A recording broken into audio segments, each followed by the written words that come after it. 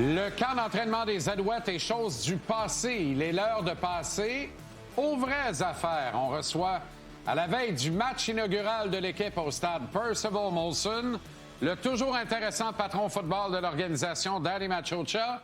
Danny, comment ça va? Moi, ça va bien. Et toi, comment ça va, JC?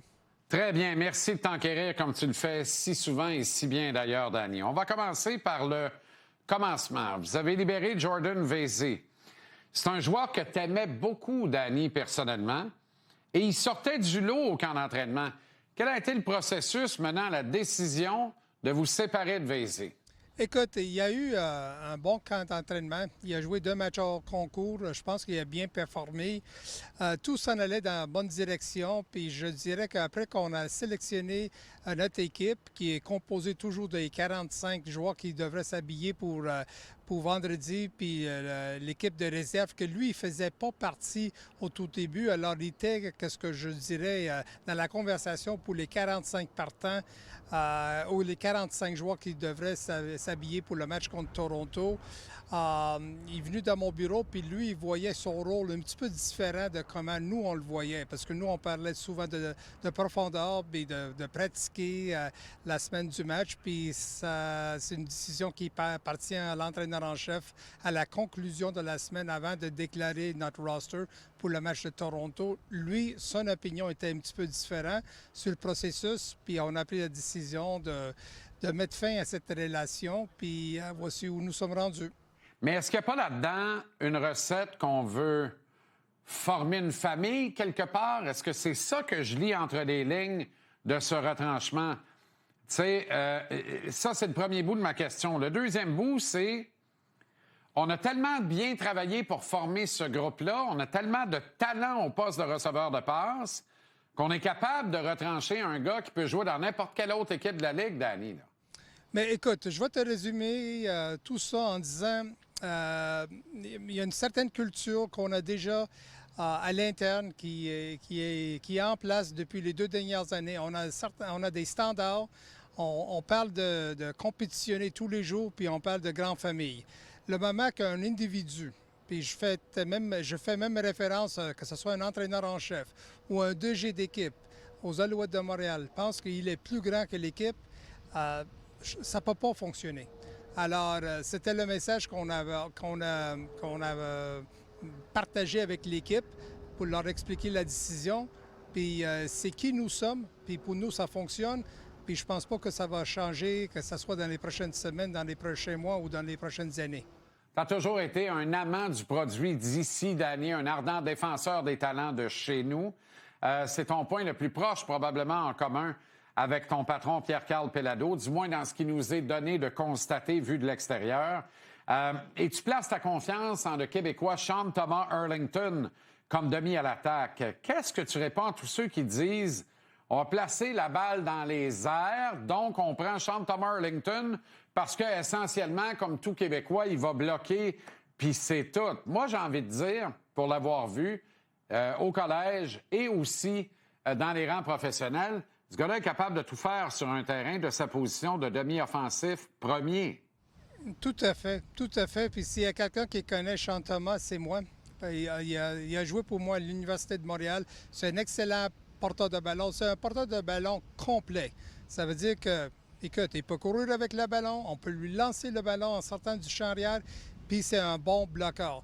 Puis la réalité, Jean-Charles, c'est que les 3 porteurs qu'on a gardés, probablement, on va faire ça par comité. Mais ça va être un des 2 Américains qui va s'habiller chaque semaine, mais l'autre qui va s'habiller, c'est sûr et certain, c'est Sean Thomas, puis il va avoir son mot à dire dans notre succès. Puis lui, oui, on veut lancer le ballon, oui, on a une brigade de receveurs très intéressante, on veut distribuer le ballon, mais c'est très important qu'on est capable d'avoir du succès au sol, puis on a grande confiance en Sean Thomas. Je reviens à la décision de libérer Vesey, Danny, parce qu'elle te permet de garder 4 quarts arrière dans la formation. On ne voit pas ça souvent d'habitude. Les équipes en gardent 3 seulement. Est-ce que c'est un désaveu à Caleb Evans ou c'est un désaveu à Davis Alexander? Quelle est la réflexion derrière cette décision de garder 4 quarts arrière? Mais il y a 2 raisons pourquoi on a pris la décision de garder 4. Premièrement, on ne sait jamais si sais, il y a une blessure qui nous arrive, mais là, à place d'aller chercher une quatrième qui se trouve ailleurs, qui ne connaît pas notre cahier de jeu à l'attaque, mais on a quelqu'un qui a eu un très bon camp en James Morgan, puis 2 matchs qu'il a bien performé dans des matchs hors concours. La deuxième raison, puis ça c'est très important aussi, Jean-Charles, c'est que des 3 qu'on va habiller cette semaine en Davis, puis McLeod, Bethel Thompson, puis Evans, bien, 2 des 3 sont des joueurs d'autonomes. Alors, Davis est sous contrat pour les 3 prochaines années, puis James Morgan a un contrat pour les 2 prochaines années.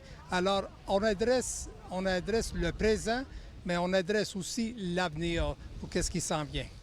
Alexander, c'est ton homme et c'est aussi celui de Jason Moss. Est-ce qu'à ton avis, il répond parfaitement aux critères que l'on recherche? Parce qu'il y a eu des interrogations à son sujet après le match pré-saison numéro 1. Là. Écoute, il y a eu un très bon camp. Le match était correct. Est-ce qu'on pouvait... est-ce qu'on cherchait un petit peu plus de Davis? Je dirais pas seulement Davis, mais je dirais l'attaque au complet. Alors, avec Davis, on va être patient, mais écoute, on a grande confiance qu'il peut nous gagner des matchs assez importants à un moment donné. Puis je pense que c'est le présent, puis c'est l'avenir de l'organisation. Puis il n'y a pas un joueur dans le vestiaire qui ne croit pas en Davis Alexander. En ce sens, Bethel Thompson est une police d'assurance extraordinaire, Danny. Je m'explique. Il a été très bon avec des receveurs de second ordre par le passé et il mettait la balle dans les airs et il accumulait des verges aériennes et il lançait des passes de toucher. Alors, on peut aisément imaginer ce qu'il pourrait faire avec un corps de receveurs de passe aussi extraordinaire que ceux que nous avons. Les 4 pourraient se retrouver au match des étoiles de la Ligue canadienne. Donc, est-ce que la pression de mettre le ballon dans les mains d'Alexander est liée à cette police d'assurance? Non, je pense pas, parce qu'il a déjà fait dans le passé. Les 4 matchs qu'il a joués, il était capable de distribuer le ballon. Il l'a fait avec beaucoup de succès avec Rambo, puis avec Speaker, puis avec Sneed. Là, on ajoute Philpott. La clé, c'est que d'attaquer la défensive au complet, d'attaquer la largeur puis la largeur du terrain. Puis il ne faut pas oublier non plus qu'on a des porteurs qui sont capables d'attraper le ballon puis d'avoir du succès avec le jeu au sol. Alors, il faut être un petit peu équilibré. Il faut le protéger, le carrière, puis lui donner une chance de viser ses cibles. Puis si on lui donne la chance de le faire, je suis convaincu qu'il va avoir du succès. Tu as parlé de la défense, Danny. Elle apparaît plus solide et expérimentée que par les années passées, alors qu'elle était quand même très bonne sous les bons auspices de Noel Thorpe. Ils ont donné du fil à retordre, d'ailleurs, à l'attaque lors des entraînements. Alors, on peut voir le verre à moitié vide ou à moitié plein. Je préfère le voir à moitié plein, toi? Oui, la défensive, écoute, va être très, très, très bon de nouveau cette année.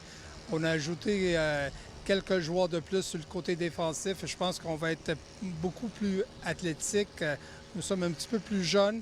Mais écoute, je pense que les partisans des Alouettes vont tomber en amour avec l'identité de notre défensive puis la façon qu'on va jouer sur ce côté du ballon.